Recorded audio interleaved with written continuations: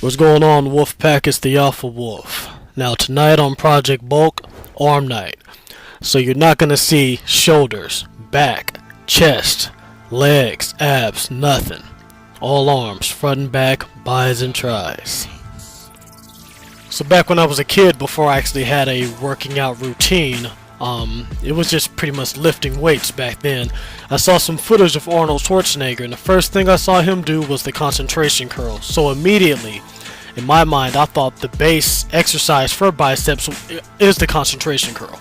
So I stuck with that every day. Like I said in another video, my aunt had this, I think it was an 8 to 10 pound doorstop made of stainless steel. And I would grab that thing and I would do concentration curls with that every day, all night. And over time, I developed a routine which includes not just the concentration curl, but the standing barbell curl, the standing dumbbell curl, and the different hand positioning that you can also implement in those exercises. So as you can see from tonight's footage, I'm going all in on the concentration curl. The more volume you do, the more muscle you're going to grow. Now I'm the type of trainer that emphasizes on doing more. You know, overtraining, putting in more effort.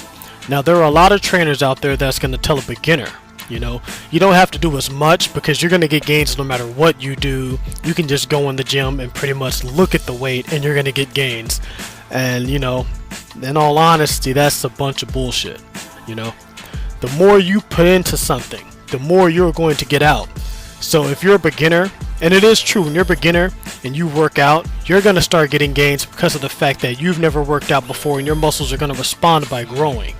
So with that said, why go in and do 5 when you can do 10? You have the ability to do 10 or more, or 12, or even 15. If you do 5 and you get gains, do 10, do 12, do 15. You're going to get even more gains. Plus, you're going to give yourself that work ethic, that no quit attitude, that you can do anything attitude, that drive, that base, that foundation that's going to push you, because working out is not a one-day thing. It's not a one-year thing. If you're in this game of lifting weights, you know, this is your life. You're going to be doing this for a long time. So if you start out pussyfooting around, you're going to have in your mind that I don't have to do all this because of the fact that back when I started, I only did a little bit and I got all these gains. And that's not the mindset you want to have. You want to have the mindset going in that you can lift the world. And you will lift the world. You get what I'm saying? Go in, put in maximum effort every time. You know, every single time. And you're going to get the results out of it. More results than if you didn't. So I just wanted to throw that out there for you guys.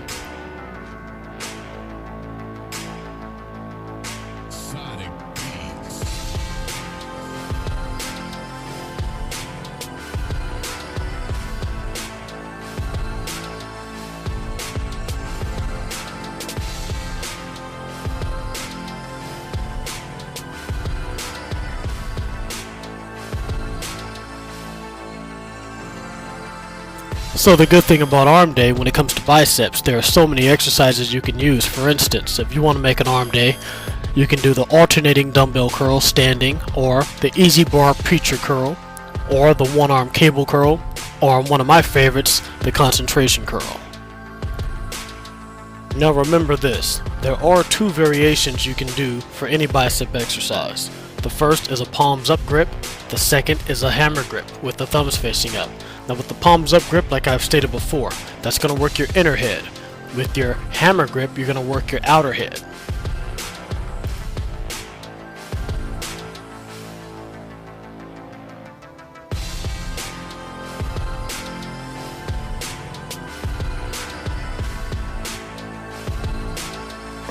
So what I'm doing now is a double bicep curl, bringing up both dumbbells at the same time as if I was holding a barbell.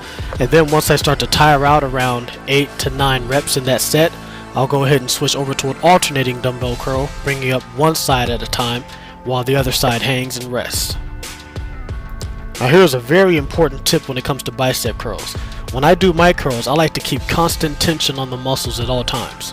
That's how you get your growth. So, at the bottom position when you're resting, you're at a locked out position. Your elbows are locked out. You're not putting any tension on the bicep at all. Now, the moment you start to curl that up, curl that dumbbell up, you're now putting tension on the bicep. The bicep is contracting. Now, if you pull it all the way up to your shoulder, to where you're just about to touch your shoulder, you all of a sudden lose your tension because the muscle is now in a resting position. There is no tension on it. Now, you do get a really good contraction. You know, you pull the muscle up, you get a nice squeeze, but there's no tension on the muscle. So, and that, you know, that means the muscle's not getting any work at all. It's just resting there. You don't want that. You want to bring it just shy of touching your shoulder or just shy of that resting position. So that's something you have to practice, and use a lighter weight. Go on something, you know, like a 10 or 15, something you can handle, and you find out where that positioning is. When you bring that dumbbell up, the moment that you feel that it's resting and it's not getting any muscle, any contraction or any tension on that muscle, that's where you don't want to be. So you want to stop just shy of that. So bring that weight up right to where you feel the tension is about to give out, and then that's where you stop, and that's where you go ahead and lower it back down. And remember, focus on that negative, because the negative is also tearing down the muscles just as if it were if you're contracting the muscle. So there's 2 points in here where your muscle is getting that work. Don't lock out fully at the bottom because you're going to lose the tension. And when you bring it up, don't bring it up to where you touch your shoulder, because then you're in a resting position.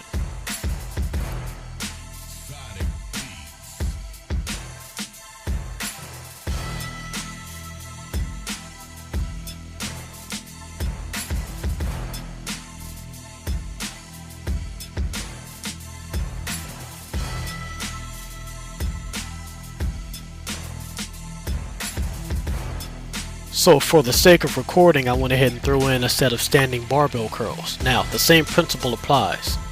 At the bottom, do not fully lock out, because if you lock out your elbows, you're now losing any tension you had on that muscle. And when you bring the weight up, when you curl that barbell all the way to the top, if you come just shy of touching your shoulders, you're now losing tension on the muscle because you're in a resting position. Now, you want to make sure you bring that up. You know, you have to feel for yourself. Like I said, go in there with a lighter weight and mess around with it and feel where you lose that contraction on your muscles, where you lose that muscle tension. That's where you want to stop. You want to keep that tension right there in the muscle, then you lower it back down. Focusing on that negative, because the negative is going to tear down the muscles just as if you were contracting the muscles, bringing the weight up. So focus on both ends of that. The same with the triceps.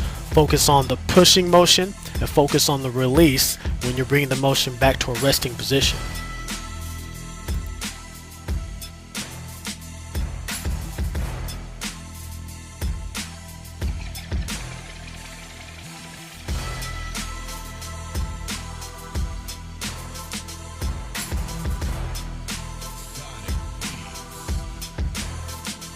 Now remember this, you're not going to the gym to show off, to be the biggest, baddest motherfucker there. You're going there to work, to build your body. Now as you can see here, I have the 50-pound barbell. Now there could have been some guys next to me with the loadable easy curl bar doing 180, 200 pounds or whatever, just going ham, you know. That wasn't going to stop me from grabbing that 50 and getting in my working sets. You want to work your muscles, you know. You don't want to let your ego get in front of you and block you from your goal. You want to look at the next person and feel inferior because these guys might be jacked and you're just ordinary, or you're not at that level that they're at. Don't let that deter you, man. There's always somebody bigger than you. There's always somebody that's doing more than what you're doing. You go in there and you do what you need to do. So there actually were guys lifting, way more than the 50 that I have here, or with the dumbbells. I think I was doing the 30s or the 35s. There are people in there lifting way heavier stuff than that. Now, they're in their world. They're doing their thing. I don't really focus on that. I go in there and I stick to my game plan, and I grab the dumbbells that I know are going to give me my working sets. It's not a show-off contest, It's not about who can do the most weight, who can do this, who can do that. You go in there with your mindset set on what you want to do, and then you get it done. And then you take your ass home, and then you get a nice good meal in and go on with the rest of your day. Don't let what someone else is doing influence what you do.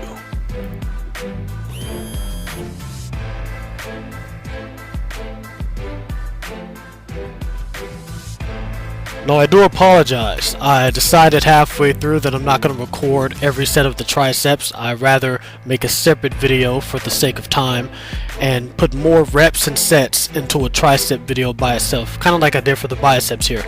But I did about 12 working sets on the triceps, and I did finish off with that one arm tricep extension to work on that imbalance. So I apologize for that. You will be seeing a video with the in-depth tricep exercise and a breakdown on that. But until next time, guys, get to the gym, do work, and muscle up.